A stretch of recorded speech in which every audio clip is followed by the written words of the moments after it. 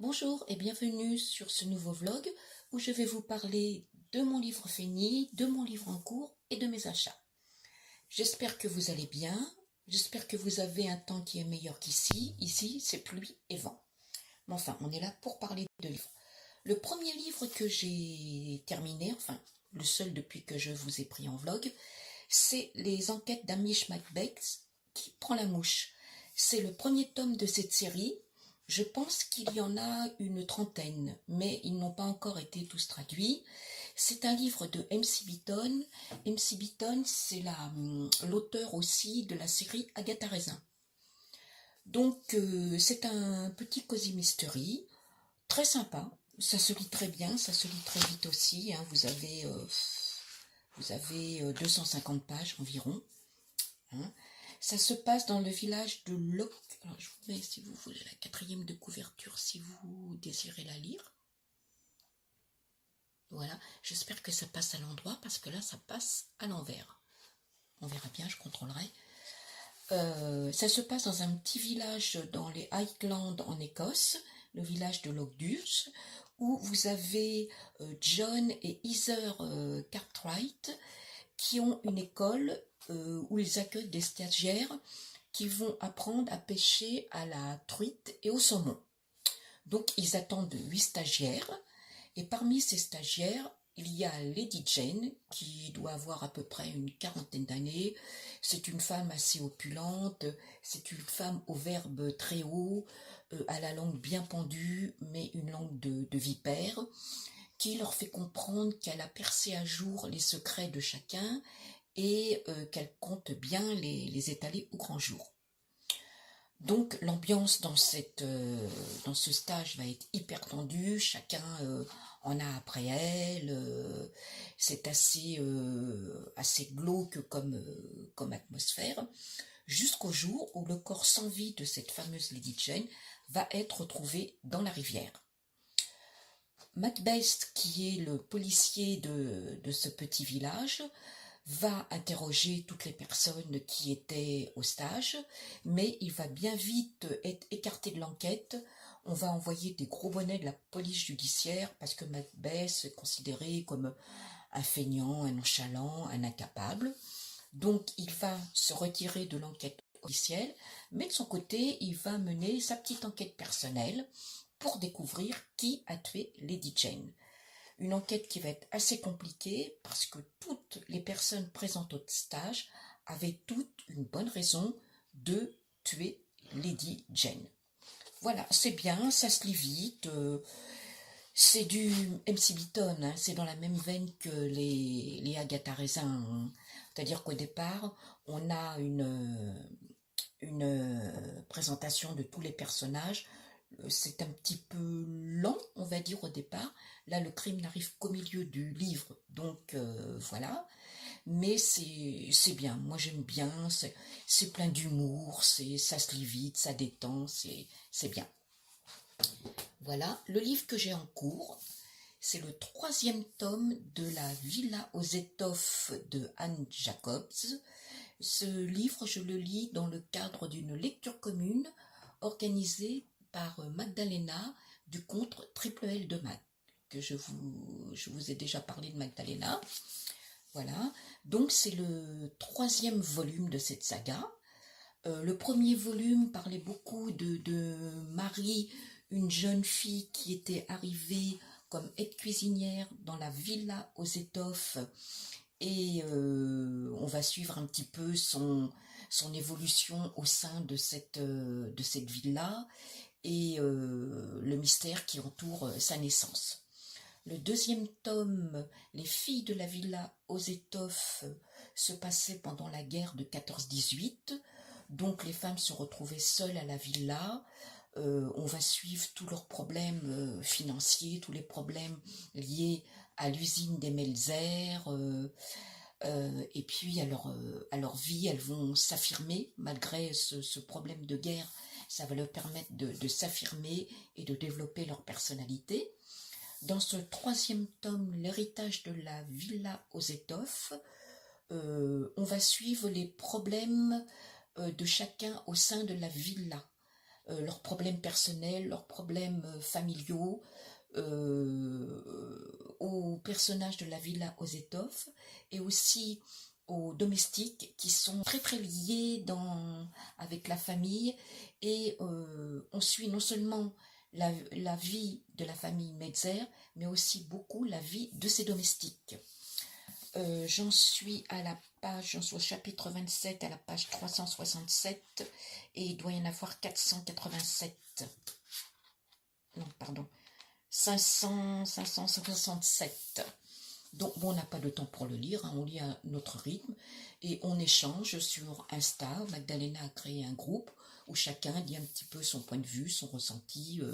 C'est vraiment très intéressant de participer à une lecture commune. Et ces livres, moi, je les ai dans l'édition de Lily Charleston. Voilà, voilà. Donc, je pense le finir aujourd'hui, demain ou plus tard. Donc, je reviendrai vous en parler et vous dire mon ressenti sur ce livre. Ensuite, mes achats. Alors, j'ai acheté le tome 2, parce que je dois recevoir le tome 1, des détectives du Yorkshire. Alors, Yorkshire, moi je prononce Yorkshire. Aux éditions Chapman. Et j'ai un doute. Non, c'est Julie Chapman, pardon, c'est l'autrice. Et c'est La Bête Noire. Voilà. Voilà, je vais pas enlever le petit papier de... Parce que je commande chez Momox, il y a toujours un petit papillon là qui s'enlève très bien, mais je suis désolée, j'ai oublié de l'enlever. Je l'ai acheté parce que j'en entends énormément parler sur les réseaux et ça m'a donné envie de suivre ces enquêtes. Bon, vous voyez, c'est quand même... les pages sont quand même assez aérées. Voilà, donc c'est pareil, ce livre a pratiquement 400 pages. Paraît-il que c'est très intéressant, ça se lit très bien, donc je pense que ça va me plaire. J'ai acheté aussi de Olivier Norek, influencé énormément par Madame Chachali. C'est son chouchou d'amour. Donc j'ai plusieurs livres de lui, mais je n'ai pas encore lu ces livres, mais j'ai fortement envie de les lire, parce que je pense que ça va beaucoup me plaire, d'après ce que j'en entends parler. Voilà, alors c'est un petit livre, c'est écrit quand même assez petit, mais d'après ce que j'entends sur la personnalité d'Olivier Norek, ça devrait entrer dans les livres que j'aime lire. J'ai acheté aussi de Léon Swan, Qui a tué Glenn. Alors ce livre-là, finalement je suis un petit peu mitigée. Pareil, c'est un cosy mystery dont l'histoire est menée par des moutons. J'en avais entendu parler sur les réseaux parce que il y avait plusieurs personnes, dont Magdalena du compte Triple L de Mag, Angie du compte Madame Chachali, Estelle de Petite Lectrice et Florence de Flowing Book, qui avaient organisé entre elles une petite lecture commune. Et je suis un petit peu mitigée parce que leur ressenti à L4 en plus, elles ont un peu laissé tomber parce que apparemment c'est lent. Je le lirai quand même, mais bon, pas que je regrette de l'avoir acheté, mais je me suis peut-être emballée un petit peu trop vite. On verra. Et le dernier livre que j'ai reçu, je vous en avais parlé dans mon vlog précédent, c'est de Donato Carisi, L'écorché. C'est le 2e tome de la série Le Chuchoteur. Le premier, c'était Le Chuchoteur, me semble. Je vous avais dit que c'était... Je ne l'ai pas encore lu, j'ai pas encore eu le temps.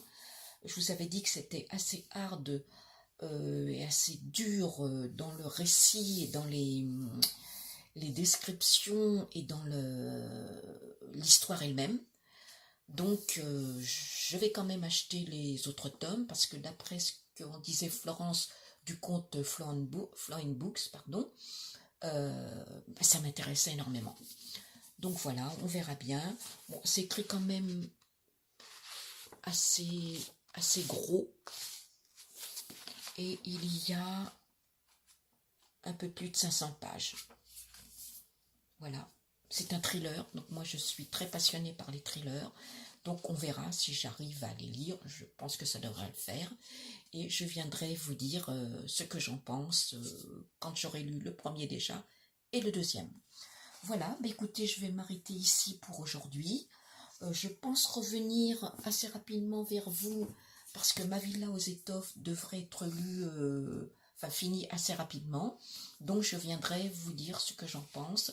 Et puis n'importe comment, je mets toujours une petite chronique sur Instagram et sur mon blog. Voilà, bah je vous souhaite une bonne fin de journée, une bonne lecture. Et voilà. Allez, à plus tard. Au revoir.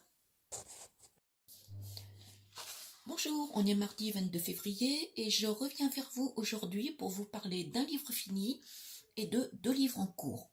Mon livre fini, c'est celui-ci, L'héritage de la villa aux étoffes. Je vous en avais déjà parlé précédemment et je vous avais parlé aussi des 2 premiers tomes. Donc je vais essentiellement revenir sur celui-ci. Je l'ai lu dans le cadre de la lecture commune organisée par Triple L de Mag.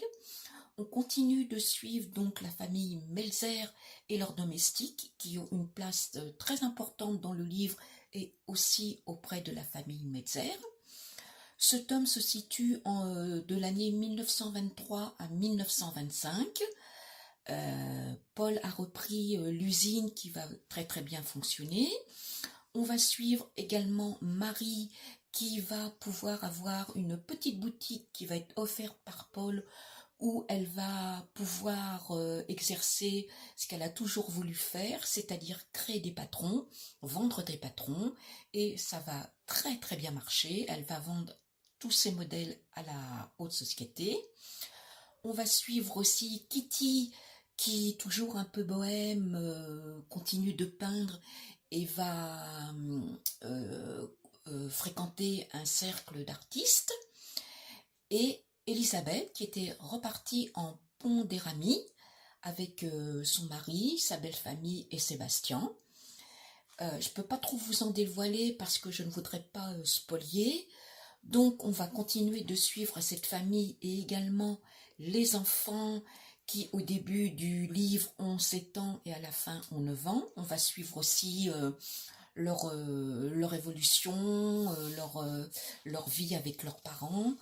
Et on va être confronté dans ce tome aux problèmes que vont avoir les Melzer, les problèmes familiaux, les problèmes conjugaux, les problèmes personnels. On va suivre leurs problèmes à eux et aussi aux domestiques, toujours intimement liés au livre et à la famille Melzer. Donc il va y avoir plein de rebondissements, plein de nouvelles situations à laquelle on ne s'attendait pas forcément. Ce livre se lit très très bien. Pour moi, ça a été vraiment un régal. Tout s'enchaîne très vite. Il n'y a pas de lenteur. On veut savoir qu'est-ce qui va se passer, comment ça va se dérouler, quelles solutions on va pouvoir trouver pour pallier à tous les problèmes auxquels ils vont être confrontés. Ce livre se lit vraiment... les chapitres sont assez courts. Ça se lit, ça se dévore. Hein. Franchement, on a tellement envie de savoir qu'est-ce qui va se passer que on lit. Voilà. J'aime aussi la façon dont c'est écrit. On a un chapitre par personnage, alors aussi bien chez les Melzer que chez les domestiques. C'est écrit d'une façon très très abordable. C'est simple, ça se lit vraiment très très bien. Normalement, on va avoir le tome 4 qui est Retour à la villa aux étoffes, qu'on va lire à partir du 17 mars, toujours dans le cadre de lecture commune organisée par Triple L de Mag. Et je vous conseille vraiment de lire cette saga parce qu'elle est addictive, ça détend, ça délasse, on s'y voit, moi je me vois dans la villa aux étoffes, enfin c'est vraiment une très très très très bonne série.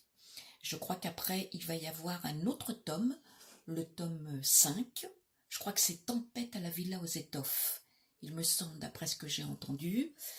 Et voilà quoi, donc je lirai vraiment les autres tomes sans problème, et je vous invite vraiment à commencer cette série parce que vous allez être prise automatiquement dans le tourbillon de la Villa aux Étoffes. C'est Anne Jacobs qui a écrit ce livre et moi je le lis dans l'édition Charleston. Voilà, puis alors il y a toujours de très très belles couvertures, c'est vraiment, tout est bien. C'est un pavé, il fait quand même 500 et quelques pages, mais ça coule tout seul, hein, il n'y a aucun souci. Voilà. Ensuite, je suis en train de lire Victoria. Victoria de Daisy Godwin aux éditions M. Donc, je le lis aussi dans le cadre d'une lecture commune organisée par Sophie du compte Mademoiselle Sophie 29, je crois. Madame Sophie 29, il me semble bien. Désolée Sophie. Et donc là, on va suivre l'histoire de la reine Victoria, qui est devenue reine à 18 ans, reine d'Angleterre à 18 ans. Donc elle était vraiment très très jeune. J'en suis pas très loin, j'ai lu 114 pages. Pareil, ça se lit... c'est écrit petit pourtant. C'est écrit petit, mais voilà quoi. Les pages sont quand même... ça se lit bien, les chapitres sont quand même assez courts, même très courts quelquefois. Donc voilà, c'est la reine Victoria, son histoire. Donc elle devient reine à 18 ans suite à la mort de son oncle. Et elle va bouleverser un petit peu tout, comme elle est jeune, elle va avoir certaines idées, elle quitte le domaine où elle vivait pour s'installer à Buckingham, qu'elle baptisera Buckingham Palace. Elle va sortir du joug de sa mère qui la surprotégeait et qui était manipulée par Sir Conroy, mais elle veut absolument être indépendante, ne veut pas se laisser influencer, donc elle va prendre toutes ses décisions elle-même, mais elle va quand même être chapeautée par Lord Melbourne. Voilà, donc elle s'installe à Buckingham Palace, elle se met dans une aile du château et elle va installer sa mère tout à fait à l'opposé, donc elle va révolutionner un petit peu tout ça. C'est un livre très intéressant, bon c'est historique, moi j'aime beaucoup l'histoire, donc voilà, ça me plaît beaucoup, ça se lit bien, et j'ai hâte d'en savoir plus sur le règne de cette reine. Voilà. Et le troisième livre que j'ai commencé, alors je ne vais pas pouvoir beaucoup vous en parler parce que j'ai vraiment commencé hier, j'ai pas eu le temps de lire encore beaucoup de pages. Alors, c'est La Dame du Manoir de Windfell Hall de Anne Brontë. Anne Brontë, c'est une des sœurs des sœurs Brontë, je pense que beaucoup connaissent. Il y a Charlotte, Émilie et Anne, et leur frère Brandwell, je crois, Brandwell ou Brandwell. Donc, ils ont tous écrit, et ce livre, je le lis dans le cadre aussi d'une lecture commune organisée par Florence du compte Flowen Books. Florence fait souvent le vendredi des lives avec Estelle de Petite Lectrice, alors qui est, je vous la présente même pas parce que tout le monde connaît Estelle, hein. Et le dernier live qu'elles avaient fait, elles parlaient beaucoup des sœurs Brontë parce que c'est vraiment, elles aiment énormément tout ce qui touche à la vie des sœurs Brontë. Donc, pendant ces lives, elles ont énormément parlé des sœurs Brontë et du coup, elles ont décidé de faire des lectures communes. Donc, on commence par celle-ci. Il y aura plusieurs lectures communes organisées. Il y aura aussi Janer, il y aura les Hauts de Hurlevent, donc, dont je vous reparlerai un petit peu plus tard au moment venu. Et voilà, moi je commence par celle-ci organisée par Florence. Alors la dame du manoir de oh là là, Wildfell Hall, pas évident à dire, hein. Le tout début que je peux vous dire pour le moment, c'est que, alors comment elle s'appelle, Mrs. Helen Graham va venir s'installer au manoir de Winterfell Hall et elle va intriguer un petit peu tout le monde parce que apparemment elle est seule et elle va venir s'installer dans ce manoir et ça va susciter beaucoup de commérages, beaucoup d'interrogations de la part des habitants. Voilà, des habitants de la ville où elle s'installe. C'est tout ce que je peux vous dire pour le moment. J'accroche bien. Alors, c'est un petit peu drôle, c'est que le premier chapitre est écrit sous forme de lettres. Je verrai la suite, comment que ça va se présenter, mais c'est bien écrit, ça se lit bien. Moi, les Sœurs Brontë, j'avais lu Jeanne Eyre il y a très longtemps, enfin il y a très longtemps, il y a quand même quelques années, et j'avais bien aimé, j'avais bien accroché. Donc, je vais voir avec celui-là si j'accroche aussi bien. Voilà, bah, c'est tout ce que j'avais à vous dire pour aujourd'hui. Je reviens, je pense, d'ici 2 jours pour vous dire où j'en suis dans mes lectures et pour vous parler de livres que j'ai reçus récemment, justement dans le cadre de nouvelles lectures communes. Ben, je vous dis à bientôt et ben, bonne lecture à vous. Au revoir. Bonjour, on est vendredi 25 février et je reviens vers vous pour vous parler de mes lectures en cours. Alors, je suis actuellement en train de lire Victoria dans le cadre d'une lecture commune organisée par Sophie du compte Madame Sophie 29. C'est l'histoire de la reine Victoria, une jeune reine qui est montée sur le trône à l'âge de 18 ans. Et c'est une toute petite reine qui fait 1,47 m, mais qui a un caractère, un très très fort caractère. Donc elle monte sur le trône à l'âge de 18 ans et ça va lui permettre de se soustraire au joug de sa mère et de l'amant de sa mère, Sir John Conroy, qui voulait un petit peu la manipuler et gouverner à travers elle. Elle va mettre tout de suite les points sur les i. Elle va prendre son règne en main. Elle va faire quelques erreurs, surtout une erreur assez monumentale au début de son règne. Je ne vous en dis pas plus. Et elle va être aidée par Lord Melbourne, qui est son premier ministre. C'est une lecture à laquelle j'accroche très très bien. Bon, bah, l'histoire est très intéressante, hein, c'est le règne de la reine Victoria, donc voilà. Ça se lit bien, il y a beaucoup de dialogues. J'aime bien la façon dont c'est écrit, c'est vraiment une lecture addictive et c'est très abordable. Donc j'accroche bien et j'espère le finir assez vite. Bon, j'en suis à une petite moitié, j'ai pas eu beaucoup le temps de lire récemment, donc ça n'a pas avancé très vite, mais j'aime beaucoup. Le deuxième livre que je lis, c'est La Dame du Manoir de Wildfell Hall. C'est aussi une lecture commune, mais organisée par Florence du compte Flowen Books. Je vous en avais parlé précédemment en vous disant que lors d'un live avec Estelle de Petite Lectrice et Florence, elles sont très accros aux livres des Sœurs Brontë et il avait été décidé de faire des lectures communes avec les livres des Sœurs Brontë. Donc là, on est en train de lire La Dame du Manoir de Wildfell Hall. J'ai un petit peu de mal. Bon, il y a un petit moment que je n'ai pas lu de classique, donc c'est peut-être ça qui me pose un petit peu problème. J'ai un petit peu de mal à accrocher. Bon, j'en suis, vous voyez, j'ai pas lu énormément. Je pense que ça va le faire au fur et à mesure de ma lecture. Les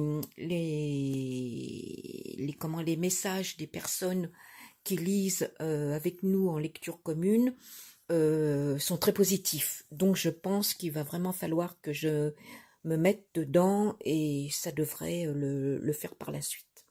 Voilà. Et je voulais aussi vous parler de 3 livres que j'ai reçus. Alors, j'ai reçu Janer, pareil.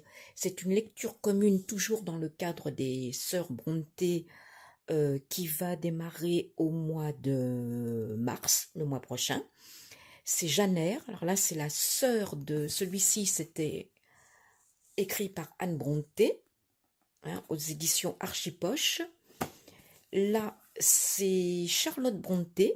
Charlotte Brontë, c'est l'aînée des Sœurs Brontë. Janer, je l'ai lu adolescente. Je me souviens avoir beaucoup aimé ce livre. Donc, hop, hop, hop, c'est pas évident de vous mettre... Je filme avec ma tablette et voilà. Je vous mets la 4e de couverture si vous voulez le lire. Et je me souviens que j'avais beaucoup aimé ce livre. Donc, je pense que ça devrait pas poser problème. C'est assez épais, ça fait quand même... ça fait... Je vais vous dire ça. Oui, ça fait 624 pages. Donc voilà. Bon, l'écriture, ça va, c'est pas trop méchant. Voilà. Ensuite, au mois d'avril, on va lire La ligne verte de Stephen King. La ligne verte, je l'ai vue en film plusieurs fois. J'avais vraiment beaucoup aimé. C'était tellement émouvant. C'était dur, très dur, mais très émouvant. Et par contre, je n'avais pas encore lu le livre. En plus, c'est de Stephen King, donc je vous mets la 4e, mais je pense que tout le monde connaît l'histoire de La ligne verte. Voilà. Stephen King fait partie de mes auteurs favoris. J'aime énormément. Donc voilà. Et c'est aux éditions J'ai lu. Donc celle-ci, c'est pour une lecture commune au mois d'avril. Et Rebelote avec les Sœurs Brontë. Alors ça, c'est Émilie, la sœur cadette, celle qui est entre Charlotte et Anne. C'est Les Hauts de Hurlevent, aux éditions Le Livre de Poche. Alors, je l'ai acheté en livre d'occasion, il n'est pas dans un état super. Je vous mets la 4e de couverture. Mais bon, c'est pas encore trop grave. Voilà, les 3 prochaines lectures communes de prévues. Mars, avril et mai. J'ai un peu de mal à me dépatouiller avec... voilà. Et donc, mes 2 lectures en cours. Voilà. Et bien voilà, je vais donc clôturer mon vlog ici. J'espère que ça vous aura plu. J'espère que ça vous a peut-être donné des idées de lire. Si vous voulez vous joindre à nous pour les lectures communes, il faut aller sur Instagram, sur le compte de Florence. Et vous pouvez nous rejoindre, il n'y a aucun souci. C'est très bien les lectures communes parce qu'on peut échanger, chacun donne ses idées, c'est vraiment sans se spolier. Et après, une fois que tout le monde a fini, on peut continuer d'échanger sur nos avis personnels de chacun. Voilà. Mais écoutez, si vous avez des commentaires, il n'y a pas de souci. Vous pouvez me laisser un petit pouce en haut si ça vous a plu. Et vous abonner à ma chaîne aussi. Et je vous dis à bientôt. Bonne lecture et bon week-end. Parce qu'on est vendredi. Le week-end commence demain. Allez, à plus tard. Au revoir.